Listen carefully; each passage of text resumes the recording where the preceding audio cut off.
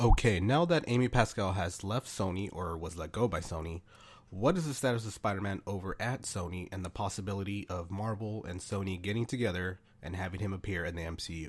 Now, basically, what I'm going to go through next is speculative, what I think happened, what's going to happen, based on articles I've read on the internet, all those leaks, etc., etc., etc. Again, this is speculation. It's not 100% accurate. This is just what I think happened, so don't assume this is exactly what happened. Okay, so what I think initially happened, and this is based on some of the leaked emails, is that Sony Japan wanted Sony Pictures, they wanted them to sit down and talk with Marvel because they were really unhappy with what happened with The Amazing Spider-Man 2. They were unhappy with the way Sony Pictures being running as a whole. Now, I believe Sony Pictures collectively said, no, we don't need Marvel. We can do it on our own. We've proven we can do it on our own. Obviously, Sony Japan disagreed with that, and probably due to, the poor performance of The Amazing Spider-Man 2 and all that stuff, they let Amy Pascal go. I think that's how you pronounce her name, but I'm just going to go with that. Now, you must be thinking to yourself, well, Amy Pascal's gone, so that means every major obstacle for letting Spider-Man in the MCU is gone. Well, I'm assuming she was part of it. Like, there was other CEOs who wanted Spider-Man to stand on his own, mainly Avi Arad. Now, we all know about Avi Arad and his involvement in the first 3 Spider-Man movies, the first 2 being good, the last one being, god-awful because he wanted Venom in there for no good reason. Sam Raimi didn't want him in there, but, obviously he got forced in there, and that movie became the horrible mess that it was.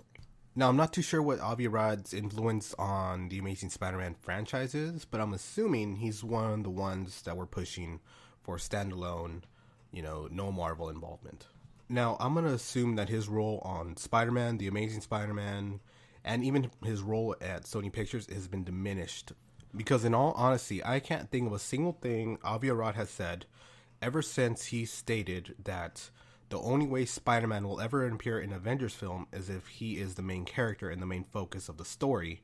Because basically he has said that Spider-Man is more popular than the Avengers, and that Spider-Man doesn't need the Avengers need Spider-Man.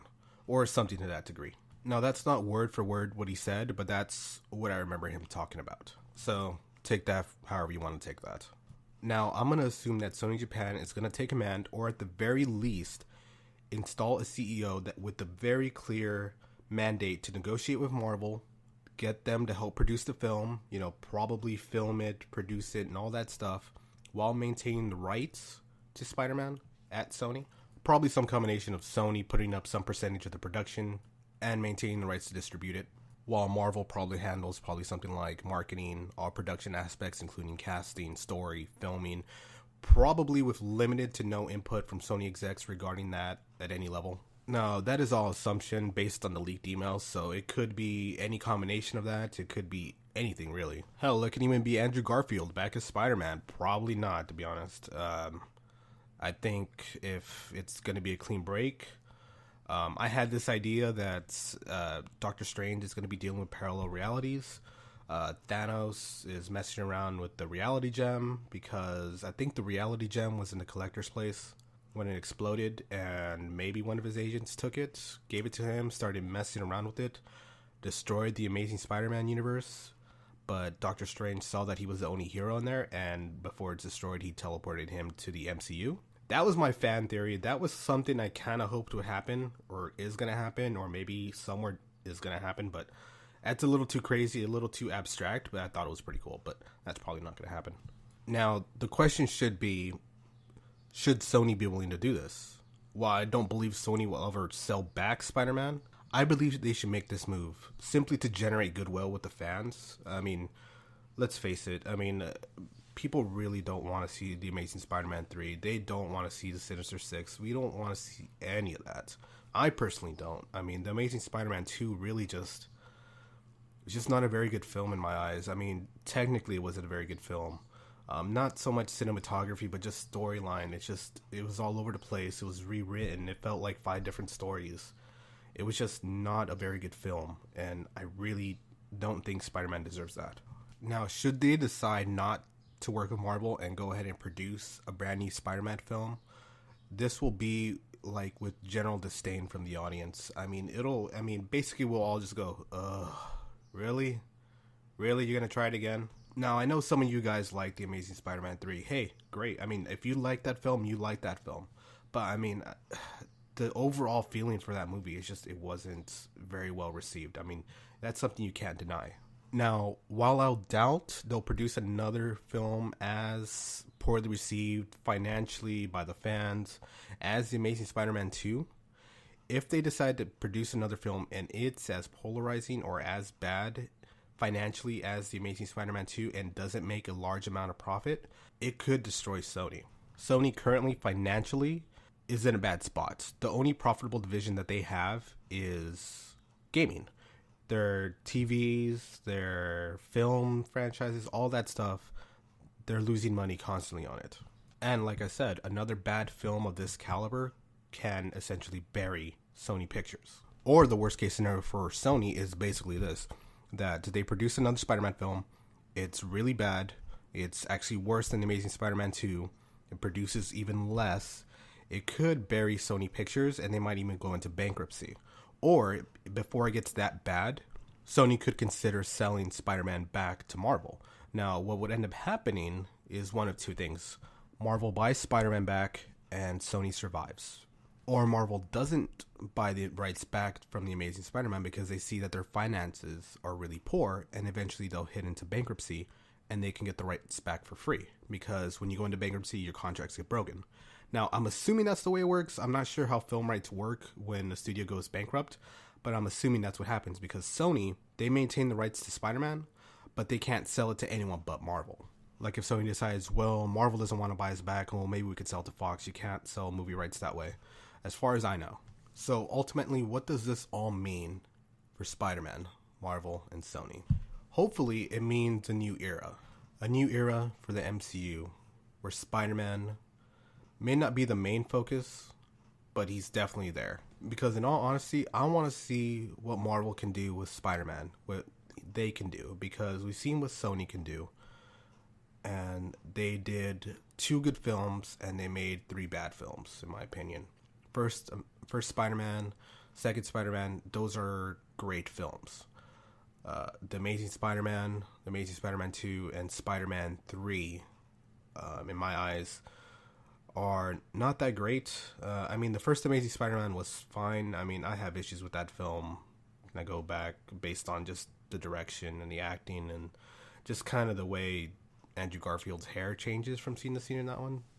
It's weird. Anyways, now, are we going to get a chance to see what Marvel can do with Spider-Man? I kind of hope we do. We've seen the best of what Sony can do, and the best of what Sony could do was Spider-Man 2, and that's a great film. But they haven't done anything since then. They haven't been able to top that film. And they may very well decide to just keep producing Spider-Man films. They may very well decide that we can do this. We just got to get people who want to do this, who understand the material, who love the material, and who can produce a great film. And if they have someone who could say, I can do this, I can make this great film, I can make this franchise great for Sony again, then by all means, let them do it. By all means, let them do it. But if they're pitching a May Parker storyline, or if they're pitching Sinister Six meets, I don't know, Mrs. Doubtfire, no. Please, no. For all that is holy, no. Just play nice with Marvel and let them collaborate, let them take charge. All you have to do, Sony, basically, essentially, is let them take charge. You will still make money. They will make money, and you will generate goodwill with the fans. Because really, that's what you need. You need that more than anything else. You need people like me who have this incredibly tiny platform of me ranting on the internet to say, hey, Sony produced a great film. It's great that they did it with Marvel, but they made a good film. Yay for Sony. That's what they need. Basically, they need us saying, yay, Sony, you listened, good job, now get out of the way and let them handle it. Hell, you even have the Russos, the guys who did Captain America 2, regarded as probably one of the best comic book movies. Last year, certainly. Maybe of all time. Probably not. But they were willing to do Spider-Man. They were willing to have their production house take over and make the Spider-Man film.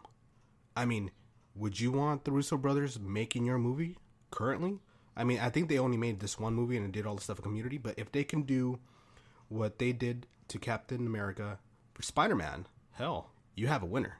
Because what they did for Captain America, beyond making a great action film, beyond making a good comic book movie film, beyond introducing the Winter Soldier and giving us a great take on Natasha Romanoff, is that they captured the essence of Captain America. They captured the spirit of the character. They captured this heroic guy, this good guy, essentially, living in a gray world where he still sees things black and white. I mean, hell, you look at that movie, and you see the way Natasha Romanoff is disappointed when Captain America is upset with her in that first opening action scene. You see that when he's making that heroic speech in S.H.I.E.L.D. at the very end of the movie, you see that everyone is looking at him and is inspired by what he's saying, particularly in Maria Hill and Falcon. And hell, that movie just makes you want to get behind Captain America. And kudos to Chris Evans for, making that movie what it was. But I want to see the Russos who brought that out of Captain America bring out what makes Peter Parker, and put that on film, because if they can do that, and they do that under Sony bandwagon, and they do that in the MCU, then they have a great film. They have potentially a very good film. They have potentially a fantastic film. Perhaps even a spectacular film. I apologize. That was just stupid. Anyways, Sony, just get out of your own way. You guys have a lot of problems at your studios. Let Marvel, who wants to come in and take care of their character, let them take care of it.